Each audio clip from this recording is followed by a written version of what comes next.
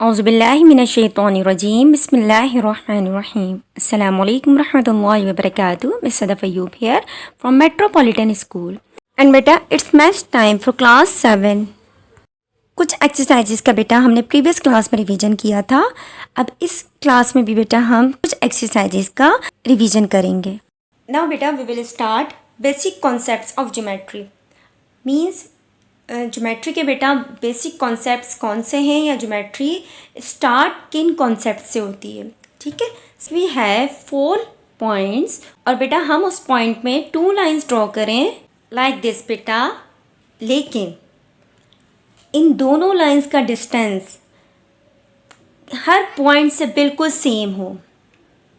जैसे ए और सी का डिस्टेंस क्या है 3 सेंटीमीटर एंड बी सी का डिस्टेंस क्या है 3 सेंटीमीटर। अगर बेटा मैं इन लाइंस का सेंटर से भी डिस्टेंस मेजर करूं तो वो भी 3 सेंटीमीटर हो।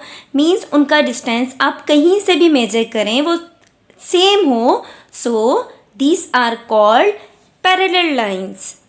इनमें से किसी एक लाइन को एक दूसरी लाइन एक पॉइंट से क्रॉस कर दे, मीन्स वो किसी भी एक पॉइंट को टच करते हुए गुजर जाए।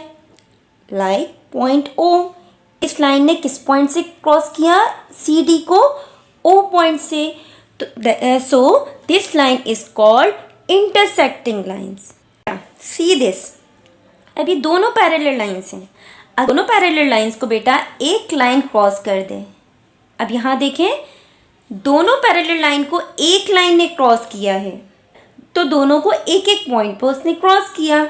एम और एन पर क्रॉस किया, दोनों इंटरसेक्टिंग लाइंस को एक ही लाइन ने क्रॉस किया। So this line is called transversal line. क्या डिफरेंस है बेटा इन दोनों में? अगर एक लाइन को दूसरी लाइन क्रॉस करती है तो वो क्या होती है इंटरसेक्टिंग लाइन। लेकिन अगर 2 पैरेलल लाइन को कोई लाइन क्रॉस करती है तो वो क्या कहलाती है transversal line. Which shape is this बेटा? This is circle. Very good. Circle is a flat, round, closed shape. बेटा ये राउंड है और क्लोज भी है, कहीं से भी ओपन नहीं है, है ना। So this is called circle and circle has no corner. कोई भी कॉर्नर नहीं है ना। But remember one thing बेटा, circle has a common point. एक इसका कॉमन पॉइंट होता है, इससे हम सर्कल कंस्ट्रक्ट करते हैं। This is called center point. और बेटा ये है सर्कल की बाउंड्री। तो बेटा सेंटर पॉइंट से इस बाउंड्री तक का डिस्टेंस हर जगह से बिल्कुल सेम होता है। मींस आप इसको कहीं से भी मेजर कर लें बेटा ये डिस्टेंस बिल्कुल सेम होगा। एंड बेटा the boundary of circle is called circumference. ये जो बेटा बाउंड्री है ये क्या कहलाती है? सर्कमफेरेंस। अब बेटा मैंने आपसे कहा कि सेंटर से बाउंड्री यानी कि सर्कमफेरेंस का डिस्टेंस तमाम पॉइंट से बिल्कुल सेम होता है। मींस इस सर्कल को आप कहीं से भी मेजर कर लें वो सेम होता है। सो बेटा this distance is called radius. ये डिस्टेंस क्या कहलाता है बेटा? रेडियस। मींस आप कहीं से भी इसका रेडियस मेजर करेंगे तो वो सेम होगा। एंड बेटा when we join 2 point of circumference like this, लेकिन इस तरह कि वो सेंटर से क्रॉस हो, तो बेटा दिस इज कॉल्ड डायमीटर। अगर हम रेडियस को डबल कर दें तो वो क्या बन जाएगा? डायमीटर। तो बेटा हमने 4 पार्ट्स ऑफ सर्कल पढ़े, centre, radius, circumference and diameter. Now बेटा this is your examination copy. अब बेटा मैं आपको गाइड करूँगी कि एग्जामिनेशन कॉपी को हम एग्जाम्स में किस तरीके से यूज़ करते हैं। बेटा आपको जब ये कॉपी प्रोवाइड की जाएगी तो आप इसका डेटा फिल करेंगे। Firstly you will write your name, roll number, class, section and subject. जिस सब्जेक्ट का पेपर होगा बेटा वो सब्जेक्ट आपने यहाँ पर फिल करना है। आफ्टर दैट बेटा राइट द डेट। अब बेटा हमारे पास यहाँ 3 ऑप्शन है, first, second semester and annual examination. अगर आपका फर्स्ट टर्म एग्जाम है तो बेटा आप फर्स्ट टर्म पे मार्क करते हैं, सेकंड सेमेस्टर है तो सेकंड सेमेस्टर पे मार्क करते हैं और एनुअल एग्जामिनेशन में बेटा आप एनुअल एग्जामिनेशन में मार्क करते हैं। और यहाँ हम अपना सेशन फिल करते हैं। मीन्स आप क्या सेशन यहाँ पर लिखेंगे? 20 एंड 21। इस कॉलम के नीचे बेटा ये हाफ पेज यहाँ पर गिवन होता है। आपने बेटा क्वेश्चन सॉल्व करने के लिए ये हाफ पेज यूज़ नहीं करना। मीन्स आपने यहाँ पर अपना डेटा फिल किया, उसके बाद आप इसका नेक्स्ट पेज यूज़ करेंगे। इन केस बेटा अगर आपकी कॉपी फिल हो जाती है और अभी आपका पेपर कंप्लीट नहीं हुआ तो आपको इस तरह ये सप्लीमेंट गिवन होता है। ठीक है बेटा, सप्लीमेंट आप अपने टीचर से ले सकते हैं। लेने के बाद भी आपने सप्लीमेंट में अपना name, roll number, class and subject mention करना है। और बेटा इसको आपने अटैच करना है फ्रंट पेज पे नहीं बल्कि लास्ट पेज पे, कॉपी के लास्ट पेज पे आपने इस तरीके से इसको अटैच करना है। आप बेटा इसको थ्रेड से भी अटैच कर सकते हैं और आप इसको स्टेपलर से भी अटैच कर सकते हैं। नाउ बेटा जब आप अपनी वर्किंग स्टार्ट करेंगे तो मैथमेटिक्स में आपको पता है 3 सेक्शंस होते हैं, अरिथमेटिक, अलजेब्रा एंड ज्योमेट्री। तो बेटा इट्स अप टू यू कि आप कौन सा सेक्शन पहले अटैम्प्ट करते हैं। ठीक है, लेकिन रिमेंबर वन थिंग कि जो भी सेक्शन आप अटैम्प्ट करेंगे वो सेक्शन आप यहाँ पर मेंशन करेंगे।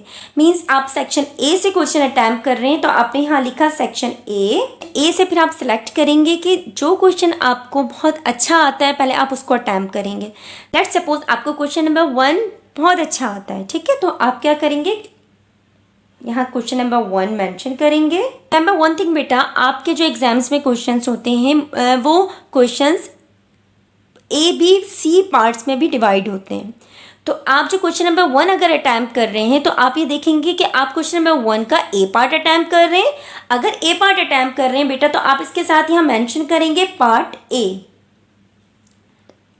देन आपने पार्ट ए सॉल्व कर लिया, उसके बाद अब आपको क्वेश्चन नंबर 1 का पार्ट बी सॉल्व करना है। तो आप इसी तरीके से बेटा सेंटर में उसकी हेडिंग लिखेंगे,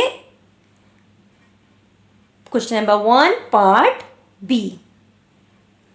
देन फिर आप question number 1 part B solve कर लेंगे। लेकिन बेटा इस बात का ख्याल रखेंगे कि अगर क्वेश्चन आपके पास इस तरह पार्ट में गिवन है ए और बी तो बेटा आपका क्वेश्चन कंप्लीट उस वक्त होगा जब आप दोनों पार्ट कंप्लीट करेंगे। आपने इसका सिर्फ एक पार्ट अटैम्प्ट किया और एक पार्ट अटैम्प्ट नहीं किया तो बेटा ये आपका क्वेश्चन इनकम्प्लीट होगा। बेटा जब आप अपना पेपर कंप्लीट कर चुके हो तो आप अपने नंबर ऑफ सप्लीमेंट जो आपने अटैच किए हैं इसके साथ उसको काउंट करेंगे और यहाँ एक लास्ट कॉलम है नंबर ऑफ सप्लीमेंट अटैच्ड, वहाँ बेटा आप अपने सप्लीमेंट के नंबर्स यहाँ पर मेंशन कर देंगे। आफ्टर दैट बेटा आप जब पेपर कंप्लीट कर चुके हो तो उसके बाद बेटा आप क्या करेंगे कि तमाम क्वेश्चंस को बेटा आप काउंट करेंगे कि जितने क्वेश्चंस आपके क्वेश्चन पेपर में रिक्वायर्ड थे आपने वो तमाम क्वेश्चंस कंप्लीट किए हैं। इसके बाद आप उसकी रिकैलकुलेशन करेंगे और बहुत केयरफुली रिकैलकुलेशन करेंगे। 2 to 3 टाइम्स आप अपने पेपर को रिकैलकुलेट कीजिएगा। पेपर सॉल्व करते हुए बेटा आपको टाइम मैनेजमेंट का ख्याल बहुत ज़्यादा रखना है कि आपका पेपर बेटा रिक्वायर्ड टाइम के अंदर सॉल्व भी हो सके और आप उसको रीचेक भी कर सकें। उसके लिए बेटा आपको बहुत ज़्यादा प्रैक्टिस करनी है, ठीक है। जो भी आपको बेटा एक्सरसाइजेज गिवन है आपकी आउटलाइन में उसकी आप जितनी ज़्यादा अच्छी से प्रैक्टिस करेंगे उतने क्वेश्चंस को आप इजीली एग्जाम्स में अटैम्प्ट कर सकेंगे और उतना टाइम आपका बैलेंस हो सकेगा। गॉट माई पॉइंट बेटा, होपफुली आपने अंडरस्टैंड की होगी वो तमाम बातें जो यहाँ पर मैंने बताई। नाउ बेटा let's start the preparation for annual examination. और आपने बहुत अच्छी सी प्रिपरेशन करनी है इन तमाम एक्सरसाइजेस की। इन तमाम एक्सरसाइजेस के आपने बुक के क्वेश्चन भी सॉल्व करने हैं और प्रैक्टिस क्वेश्चन भी सॉल्व करने हैं। अल्हम्दुलिल्लाह we have completed our this class. Take care of yourself and your family and remember us in your dua. Allah Hafiz.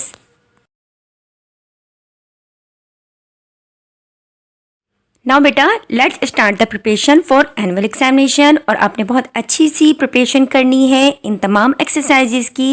इन तमाम एक्सरसाइजेस के आपने बुक के क्वेश्चन भी सॉल्व करने हैं और प्रैक्टिस क्वेश्चन भी सॉल्व करने हैं। अल्हम्दुलिल्लाह we have completed our this class. Take care of yourself and your family and remember us in your dua. Allah Hafiz.